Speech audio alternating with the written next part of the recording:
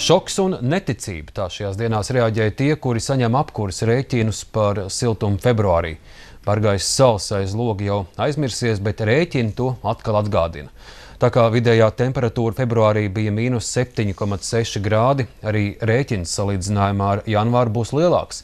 Jau tagad iedzīvotāji Rīgas siltumam ir parādā 10 miljonus latu. Pēc jauno rēķinu saņemšanas parāds tikai pieaugs. Tematu pētīja Aikīnca.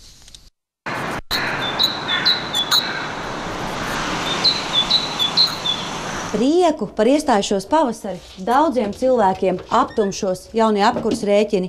Jau tagad ir zināms, tie būs par 16% lielāki nekā pagājušo mēnesi.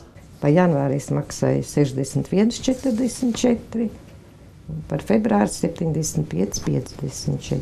Maira Gončarova dzīvo 44 kvadrātmetru dzīvoklītī Maskavas ielā Rīgā. 2 mazas istabas un virtuvīte, kur ar pīrāgu pannu grūti apgriezties.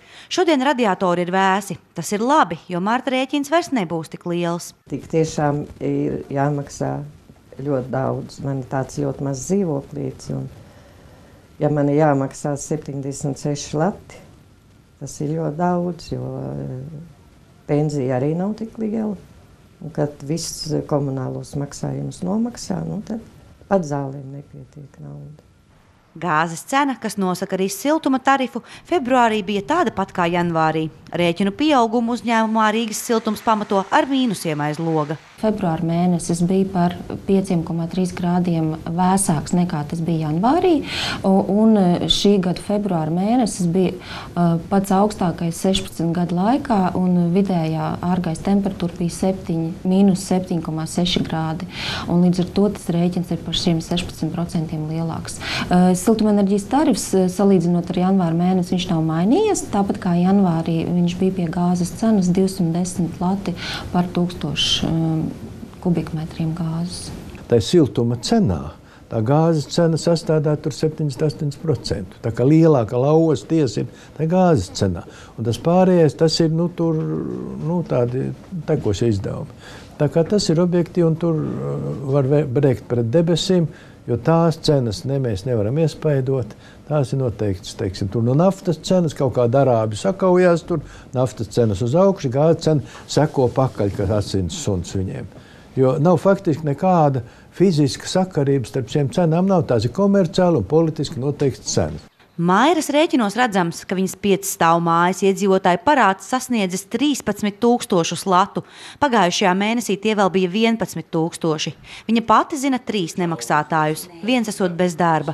Pašai nomaksāt rēķinus ir goda lieta. Tā jau parasti pa pensionāriem saka, ka pensionāri viskārtīgākie maksātāji. Paši dzīvos pusbadā, bet maksās. Savādāk, ja es nesamaksāšu, man paņems un izmetīs uz ielas. Un kur tad es šito dzīvokli godīgi nopelnījusi? Šobrīd iedzīvotāji Rīgas siltumam ir parādā 10 miljonus latu. Tie ir 19% no šā gada apkuras sezonā piegādātās siltumenerģijas. Rīgas siltums ir tā jauda viņiem tik liela, ka viņi labprāt silda, jo komercants grib savu produktu pārdot. Labprāt silda, visi sēdēja siltumā, priecājās tajā brīdī. Un tas tāpat, kā jūs sēžat pie labi klāta galda, jūs sēdaties priecīgs, ka ir ko ēst. Tad, kad atnes rēķinu, tad jūs bišķi jau sākiet bažīties. Vai sanāks. Šeit tāpat situācija. Marta rēķini gan nebūšot tik lieli, un Rīgas siltumā lēš, ka tie būs pagājušā gada marta rēķinu apjomā. Latvijas pašvaldību savienībā domā, ka Rīga arī ar visiem lielajiem siltuma rēķiniem vēl izkulsies, Kurzem un Zemgala arī. Visskaudrākā situācija un parāda pieaugums būšot bezdarba nomocītajā Latgalē. Aikīns, Dainis Lācis, Latvijas televīzija.